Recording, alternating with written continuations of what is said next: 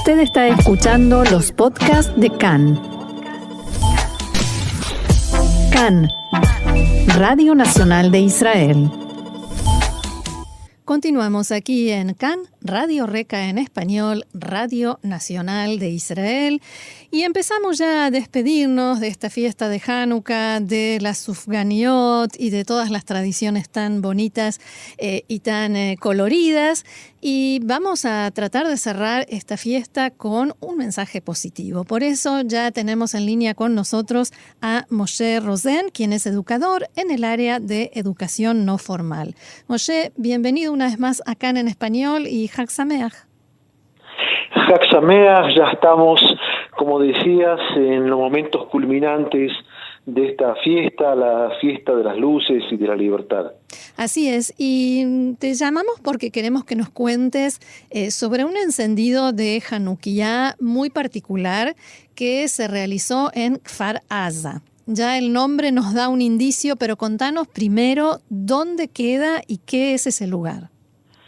Bien, yo soy miembro del Kibbutz Nir Yitzhak, que está ubicado en la frontera con la Franja de Gaza. Otro kibutz en nuestra región es Kfar Aza, que está también cercano a esta frontera y de que en más de una oportunidad sufrió los embates del conflicto con la Franja. En esta oportunidad, en esta fiesta, se le quiso dar una tonalidad, un ámbito diferente a lo que históricamente ya es un conflicto y tratar de ver algún tipo de perspectiva de diálogo y de paz. Y el diálogo tenemos que comenzar con la gente, no solamente con aquellos que viven del otro lado de la frontera, sino con aquellos que viven con nosotros, en este caso aquellos que no son, que no profesan la fe judía, que no son ciudadanos judíos, pero que viven en el Estado de Israel. Uh-huh.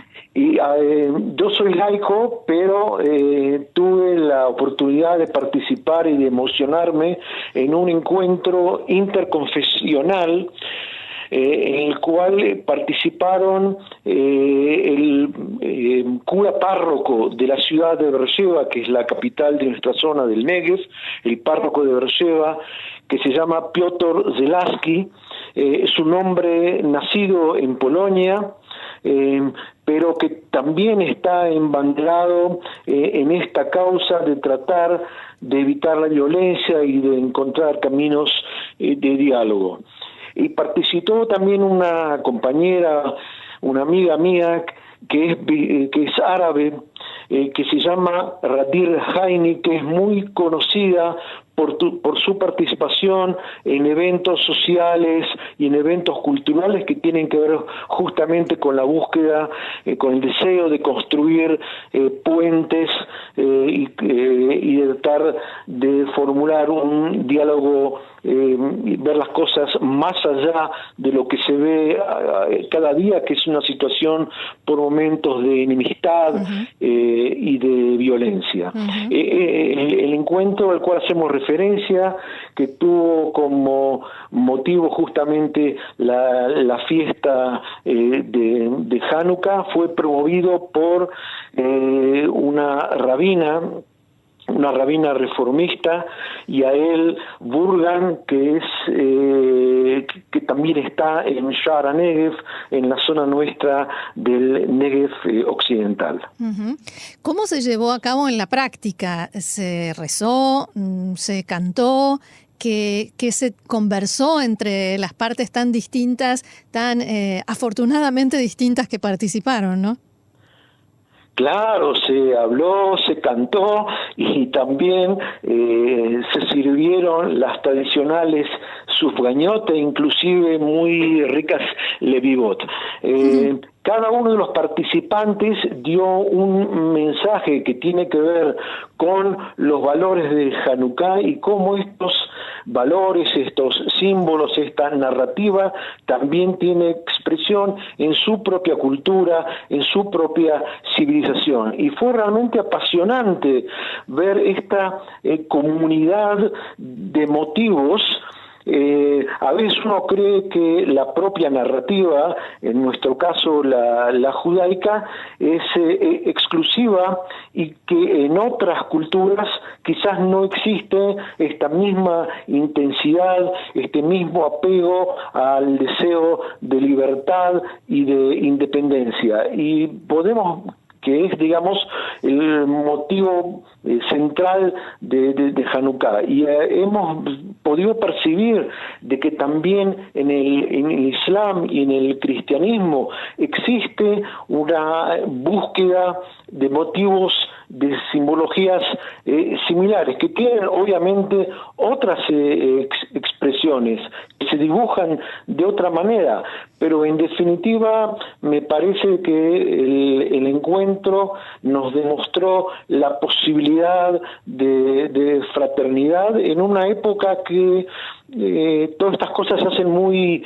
difíciles. Quizás muchos oyentes no lo perciban, pero en nuestra zona del Negev por momentos se viven situaciones muy violentas, situaciones muy incómodas.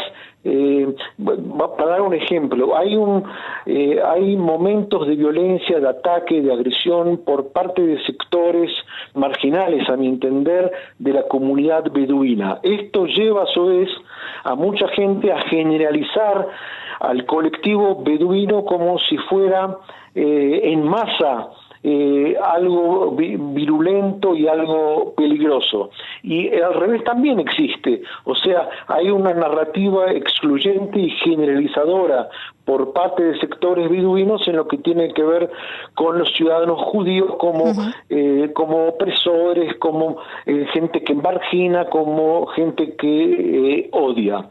Y lo hermoso de este encuentro fue ver que podemos superar estas generalizaciones y tratar de buscar quizás una generalización positiva, un común denominador, y yo creo que tenemos que orientarnos en el sentido, si me vas a preguntar, yo creo que no hay otra vuelta, o sea, es la única posibilidad como para poder seguir creciendo, desarrollando y incluso tener un buen horizonte.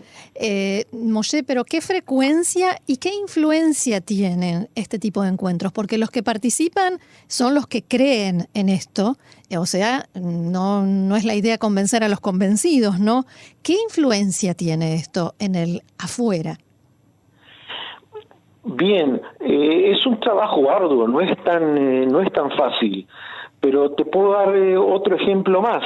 Sí. Del viernes último, hace unos días, tuvimos un encuentro en un ámbito que se denomina el Faro, Migdalor en hebreo, que nos reunimos todos los viernes, justamente frente a la frontera con Gaza. Nos reunimos judíos y árabes israelíes y tratamos de entablar contacto y encontrar puntos en común con árabes en la franja de Gaza. Para nosotros obviamente lo hacemos desde la libertad, desde de un sentimiento, de una posibilidad totalmente distinta que lo hacen los árabes allí, pero hay árabes que quizás que lo hacen de modo clandestino, pero están buscando justamente ese contacto nosotros, y nosotros tenemos contacto con ellos. Tratamos de tenerlo semanalmente, no siempre es posible, pero esto demuestra que inclusive en Gaza, que es para muchos conocido solamente como una fuente de ataque con misiles, también allí existe gente que está sedienta de otro tipo de diálogo, que está agotada de tanta guerra y de tanta violencia y que está buscando como nosotros otro camino. No estamos solos en esto. ¿Qué pasa con la gente, los israelíes que mencionabas antes, en este encuentro que hicieron en Hanukkah, judíos, cristianos, musulmanes de la zona, cuando hay una escalada o un conflicto armado? Sabemos qué pasa en general y hemos visto en el último conflicto armado, lamentablemente, muchísima violencia interna. Pero estas personas que sí apuestan por este encuentro, ¿esto se ve afectado cuando hay una escalada o una guerra? Pero claro que se ve afectado. Yo reconozco que yo mismo, cuando, por ejemplo, tuvimos que vivir épocas tan difíciles de ataques con cohetes por parte del Hamas, entonces decir de que en cada momento estamos armados con sentimientos de paz y de fraternidad es algo utópico. Yo creo de que más allá de las emociones circunstanciales, tenemos que tratar de buscar algún tipo de vía racional. Añadiría también, frente a la actitud de la gente, que lo lindo es justamente tratar de buscar cómo se supera el conflicto, y los conflictos tienen que ver no solamente con, digamos, el árabe o con el otro, entre comillas, porque también dentro de los judíos en Israel existen grandes divergencias culturales, étnicas, religiosas. Te comentaba antes de que la promotora de este encuentro fue una rabina reformista, sí. O sea, de parte de la ultraortodoxia israelí y judía en el mundo, no hay un reconocimiento todavía a esta entidad de rabinato reformista. Y te comentaba también que personalmente yo soy laico, o sea, en este encuentro participaron beduinos, cristianos, judíos reformistas, judíos laicos como yo, y todos juntos tratamos de buscar un horizonte más abierto y más distinto, con menos sombras. Uh-huh. Haciendo quizás un poco de autocrítica o no, ¿qué opinás sobre la educación puertas adentro en Israel? ¿Somos lo suficientemente abiertos o estamos lo suficientemente abiertos a estas posibilidades? Es una pregunta difícil porque yo creo que es un desafío. A mí me importa de que mantengamos nuestra narrativa judaica, de que nuestros hijos y nuestros nietos conozcan, respeten y valoren nuestras tradiciones, la de nuestros padres y nuestros abuelos. Creo también de que esta narrativa no tiene que ser excluyente, tiene que ser más amplia, y me parece que eso es posible. O sea, mantener una narrativa, sea judía o sea islámica o cristiana, como en el encuentro que estamos hablando, que no sea excluyente del otro, sino que trate de incluir distintas perspectivas sin perder la propia bandera, en mi caso la judía e israelí. Te voy a hacer una pregunta en un tono quizás un poco diferente. ¿Te pasa a veces o no que decís, pero qué estoy haciendo? ¿Para qué todo esto si afuera se están matando o nosotros mismos nos matamos entre nosotros?